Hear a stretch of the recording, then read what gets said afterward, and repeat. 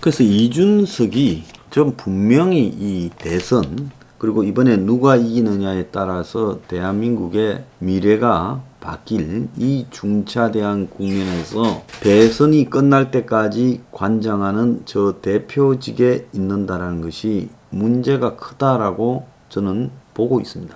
당에서 자기들끼리 뽑은 거를 어떡하느냐.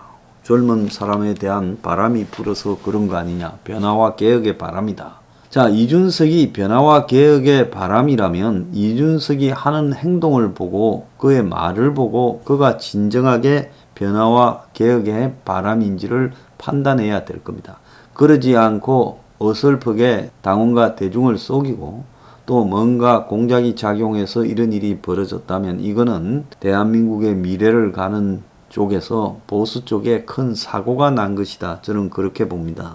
자, 그런데 오늘 이준석이 한 말 중에 기가 찬 이야기가 하나가 있습니다. 이준석이 윤석열 야심 있다면 김종인에 매달려야. 저는 처음에 이 눈을 의심했습니다. 아니, 똥당의 대표인 이준석이가 똥당 밖에 있는 윤석열이한테 네가 대권에 가고 싶다면 김종인 전 비대위원장에 매달려야 한다고 조언했다고 어제 라디오에 CBS 라디오에 나와가지고 말을 했습니다. 어떻게 매스컴에 나와서 당의 대표가 그 당의 당원도 아닌 앞으로 그 당과 유대를 가질 수 있는 사람을 향해서 또 그 당에 지금 소속도 아니잖아요. 김종인 전 비대위원장이 지금 당적을 갖고 있어요. 자, 김종인은 거의 당적과 무관하게 움직이는 사람이고 지난번에 미래통합당에 대표로 갈 때야 당적을 가졌겠지만 저 사람이 지금 미래통합당에 당적을 가지고 있는지 저도 그게 의문인데 어쨌거나 특정 인물한테 지금 매달려야 당 밖에 있는 사람이 네가 산다라는 이런 구태연한 이야기를 당 대표라는 자가 했다. 이거는 그야말로 사석에서 대선 농담 따먹기 할 때나 할 수 있는 이야기 아니겠습니까?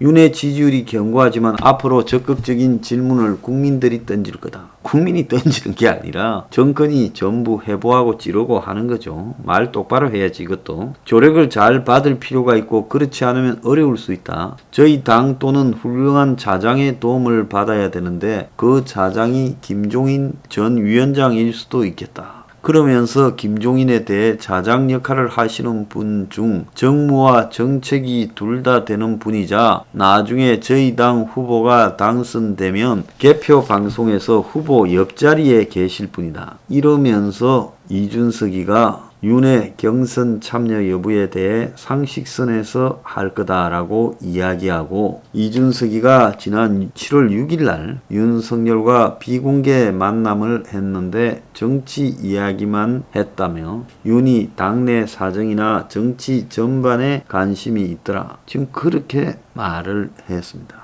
자, 이준석은 지금 어제 오늘 연일 지금 코로나 확진자가 최고치를 경신해 가고 있습니다. 그러면 엄청난 방역 실패가 이루어졌어요. 이 과정에 지금 여당이 중심이 되어서 33조의 추경을 편성하고 그중에 소비성 예산이 대선용 17조가 넘습니다. 그러면 이준석이 요 며칠간 해야 될 가장 중요한 이야기는 여권의 방역 실패에 대해서 문재인이 대국민 사과하고 또 정은경 물러나라고 그렇게 말을 하고 청와대 김호란이도 물러나라고 말을 해야 되죠. 왜? 문재인이 뭔가 백신 어쩌고 저쩌고 장난치면서 방역 완화를 계속 말해오다가 대중의 지금 젊은 사람들 중심으로 방역에 대한 경각심을 흐트리고 또 백신에 대한 지나친 확신을 하면서 이 사태를 불러왔으니까 일단 문재인은 총책임자로 사과하고 그리고 방역 당국의 질병청의 청장, 청와대의 방역 책임자 김호란이 그리고 중대본 책임자까지 다 물러나야지요. 그렇게 말을 해야 되고 그리고 대선 의식한 지금 33조 추경은 인정 못한다. 17조가 소모 아니냐. 지금 그럴 때가 아니라 모든 예산이 방역에 집중돼야 된다. 그래야 코로나 예산이지 않느냐. 이런 말을 해야 되는데 이런 말을 안 합니다. 준석이가 당선되고 문가리가 빛의 속도로 지금 G7 나가면서 전화를 했잖아요. 공항에서 전화할 정도로 그렇게 문이 다급하게 이준석이한테 전화해서 이준석이가 참으로 훌륭하다고 칭찬한 다음에 이준석이는 문한테 방역에 적극 협조하겠다고 말하지 않았어요? 잘할 때 방역에 협조하는 거지. 똥산놈이 큰소리 치면서 국민을 향해서 무관용이라고 이야기하고 그리고 이 엄청난 자영업자들의 피해에 대해서는 말 한마디 하지 않고 청와대 저들의 실패에 대해서는 말 한마디 하지 않는데 이걸 지적하지 않고 엉뚱하게 기껏해야 KBS 시청률 50% 올리니 어쩌니 하고 자빠졌습니다. 그래서 참으로 기가 차다. 저는 그렇게 보고요. 이틀 전에 조선일보에 송영길이 이준석이가 치맥 해동을 하려다가 코로나 확진자 급증으로 연기됐다고 합니다. 이 치맥 해동은 지난 6월 16일 날 이준석이가 송영길이 만났을 때 제가 기회 된다면 식사 한번 모시겠다 하자 송영길이가 내가 모시겠다. 현역이 밥을 사는 거다. 이래가지고 서울 여의도 치킨 프랜차이즈 꼴통치킨에서 여야 당 대표가 만나는 일정이 확정됐지만 1000명이 넘는다 해서 취소했다는 겁니다. 자, 어물점 망신은 꼴뚜기가 시키고 다닌다더니 지금 이준석이가 대한민국 역대 야당의 최고 망신을 시키고 다니고 있습니다. 자, 여기에 지금 매일신문, 대구에서 나오는 매일신문에 당적 초월한 김종인 인맥, 여야 협치 윤활유 될까? 요런 기사가 나왔어요. 전 비대위원장 김종인의 이 여야 초월한 협치 윤활유 역할이 주목된다. 김종인의 여권 인맥은 지난 2016년 민주당 선거대책위원장 그리고 비대위원장을 하면서 7개월 동안 만들어졌고 박영선과도 비대위에 호흡을 맞췄고 박수현 청와대 대변인 박용진 의원과도 가깝다. 그리고 진영 영입도 주도했고 최운열 전 의원도 가깝다. 그리고 김종인 인맥은 지난 연말까지도 수시로 이렇게 만났다. 그리고 김종인은 이낙연, 손혜원과도 인맥이 있다. 자, 이렇게 하면서 또 한편으로는 김종인이 윤석열과도 윤석열 아버지도 잘 알고 인맥이 있고 지금 야당의 이 당 대표도 해서 인맥이 있다. 그래서 이 김종인이가 여야를 엮어서 대선 국면에 협치하겠다. 그 협치가 뭡니까? 개헌이죠. 그래서 지금 이준석이가 맨날 8월달 대선 버스 타라고 하는데 내가 볼 때는 이준석이가 8월달 대선 버스를 지금부터 타라 하는 이유 중에 하나는 이준석이가 볼 때는 윤석열이가 8월달에는 버스 탈 표가 없을 거다. 그렇게 보고 그냥 쇼하고 있다고 보고 있습니다. 참 정치 무섭게 하고 있습니다. 더럽게 하고 있어요.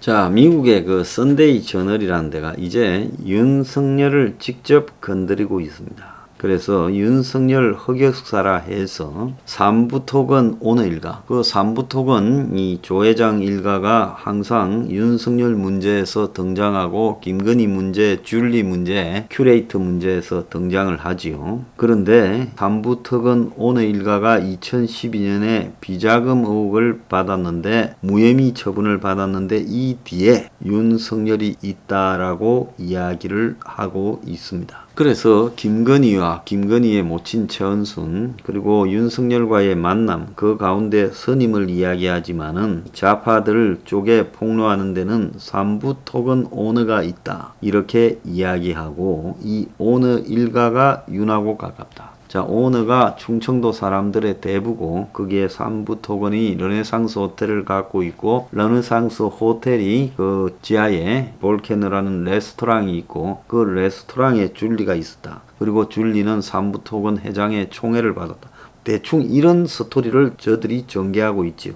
그래서 윤석열이 특수부장으로 서울중앙지검 특수부장으로 있을 때 삼부토건이 비자금 의혹 수사를 받았는데 윤이 개론 전이고 삼부토건은 특수부 수사까지 나섰는데도 무혐의 처분을 받았고 그래서 납득가지 않는 수사라 했는데 여기에 윤과 삼부토건 조남욱 회장의 관계가 있다. 이렇게 이야기를 전개하고 있습니다. 자, 그래서 이제 삼부토건 수사를 봐줬다. 그렇게 지금 끌어가고 있죠. 그래서 거의 전방위로 윤을 털고 있습니다. 자, 윤을 저렇게 하는 부분 중에는 수많은 의혹을 윤한테 던져서 점차적으로 지지율 하락을 깨하고 있고, 일정하게 윤이 한참 출마 선언에서 컨벤션 효과가 있어야 될 시점에 지지율이 둔화되거나 떨어지는 경향이 있는 것도 사실입니다.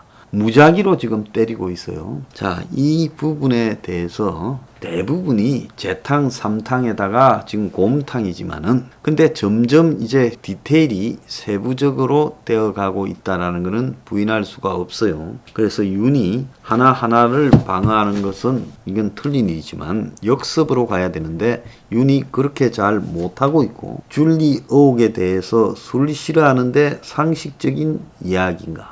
장모일은 장모일이다, 이렇게 말하고, 문 정부의 이권 카르텔은 제가 겪은 것이다 라고 말을 했습니다. 그래서 문 정권과 더불어민주당이 이권 카르텔이라고 나름 공격을 했어요. 자, 이렇게 말한 거는 부인에 대한 지금 공격이 심해지니까 술 마시고 흥청거리는 것을 싫어하고 새벽 2시까지 책을 읽거나 컴퓨터 앞에 앉아서 공부하고 열심히 일한다. 고교 교사와 대학 초빙 경임 교수도 했고 석사학위도 2개 받았다. 자, 박사학위 말을 안 한 것은 최근에 국민대 조사 때문에 그랬을 거라고 보고 있습니다. 그러면서 윤이 지금 문 정권에 대해서 정치 참여 선언에서 국민 약탈 이권 카르텔이라고 성토한 데 대해 정부와 관련된 여러 사건을 제가 직접 겪어보고 느낀 대로 가감없이 쓴 것이다. 국민들이 다 보시고 또 알고 있지 않나라고 이야기를 하고 있어요. 자, 그리고 문재인 정부가 자유민주주의가 아니라고 생각하느냐는 말에 대해 민주당의 핵심 그룹이 개인의 자유를 과연 존중하는 철학적 기반을 갖고 있는지 의문이 많다고 답했습니다. 자,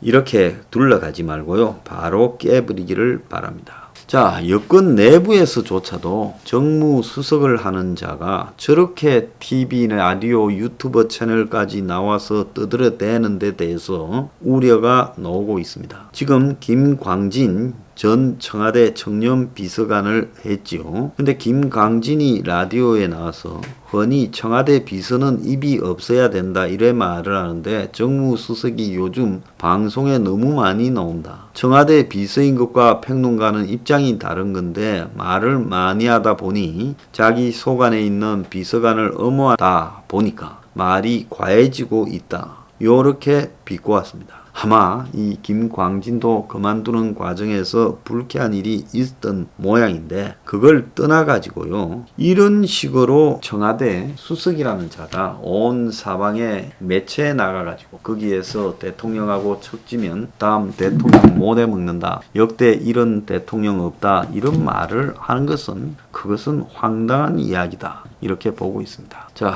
이철이 끝이 다가올 겁니다. 저렇게 날뛰고 건방지고 뻔뻔한 것 중에 끝이 좋은 자 한 번도 본 적 없어요.